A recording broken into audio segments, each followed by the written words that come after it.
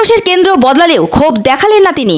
এদিন দিলীপ ঘোষ বলেন, কার পছন্দে কে টিকিট পেয়েছে জানি না, আমি পার্টির পছন্দে টিকিট পেয়েছি। বিজেপি জানে দিলীপ ঘোষ যেখানেই প্রার্থী হবে সেখানেই জিতবে। দিলীপ ঘোষ আরও বলেন, সারা বাংলায় সর্বত্র আমি চষে বেরিয়েছি। বর্ধমান দুর্গাপুর লোকসভা কেন্দ্রে সাইকেল নিয়ে ঘুরেছি এক সময়, তাই এখানে জিততে আমার সমস্যা হবে না।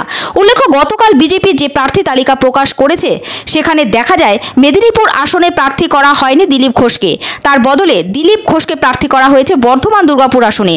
এই প্রসঙ্গে দিলীপ ঘোষ বলেন, দলের প্রয়োজনে আমাকে যেখানেই প্রার্থী করা হবে আমি সেখানেই লড়ব। দল মনে করেছে তাই আমাকে বর্ধমান দুর্গাপুর আসন থেকে দাঁড় করিয়েছে। উল্লেখ্য, এই আসনে তৃণমূল প্রার্থী করেছে প্রাক্তন বিজেপি নেতা তথা ক্রিকেটার কীর্তি আজাদকে।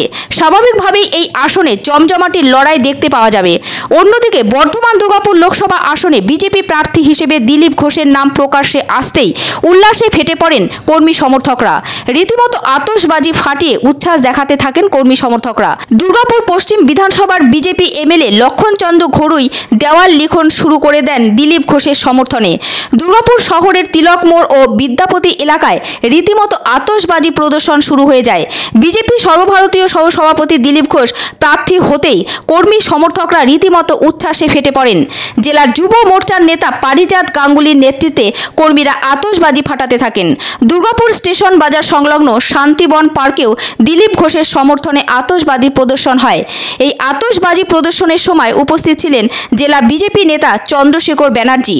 তবে সোমবার সকালে দিলীপ ঘোষকে পাওয়া গেল চিরাচরিত ছন্দে। তিনি সোমবার সকালে নিউ টাউনের ইকো পার্কে আসেন প্রাতঃভ্রমণে। সাংবাদিকদের সঙ্গে কথা বলেন, বুঝিয়ে দেন দলের প্রয়োজনে তিনি সব জায়গায় প্রার্থী হতে রাজি। তাকে দল যেখানে প্রয়োজন মনে করবে সেখানেই প্রার্থী করুক, আগের মতো একইভাবে জিতে দেখিয়ে দেবেন। মানুষের ভালোবাসা তার সঙ্গে রয়েছে বলে দাবি করেন দিলীপ ঘোষ। উল্লেখ্য, 2019 সালের লোকসভা নির্বাচনে বর্ধমান দুর্গাপুর কেন্দ্রে বিজেপি বাজিমাত করেছিল। 2439 ভোটে বিজেপি প্রার্থী এস আলুওয়ালিয়া তৃণমূল প্রার্থী মমতাজ সংঘমিত্রাকে পরাজিত করেন। বিজেপি প্রার্থী এস আলুওয়ালিয়া পেয়েছিলেন 5,98,376টি ভোট। অন্যদিকে মমতাজ সংঘমিত্রা তৃণমূল প্রার্থী হিসেবে পান 5,95,937টি ভোট। বিজেপি সেবার তৃণমূলের হাত থেকে বর্ধমান দুর্গাপুর আসনটি ছিনিয়ে নিতে সক্ষম হয়। এবার দিলীপ ঘোষ এই আসন ধরে রাখতে পারে কিনা সেটা জানা যাবে 4 জুন। উল্লেখ্য, বর্ধমান দুর্গাপুর আসনে ভোট হবে চতুর্থ দফায় 13ই মে। তার আগে দুই দলের প্রচারে জমে উঠবে ভোট ময়দান।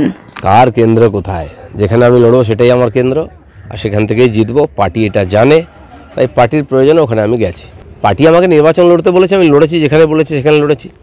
এখন যেখানে বলছি সেখানে লড়ছি। আজকে সারা পশ্চিমবাংলায় যে কোনো আসনে আমরা জিততে পারি, আর সেটা দেখিয়েছি করে, এবারও তাই হবে। আমাদের সৌভাগ্যের বিষয়, যার হাত ধরে রাজনীতি শিখেছি, যার হাত ধরে তৃণমূল বিরুদ্ধে লড়াই করতে শিখেছি, আর তাকে আমরা দুর্গাপুরে প্রার্থী পেয়ে উচ্ছ্বসিত, আনন্দিত। ভাষা নেই বলার কিছু। আতশবাজি হচ্ছে, তার একটাই কারণ, দিলীপ ঘোষকে পেয়ে বাংলার মানুষ, সঙ্গে সঙ্গে দুর্গাপুরের মানুষ গর্বিত।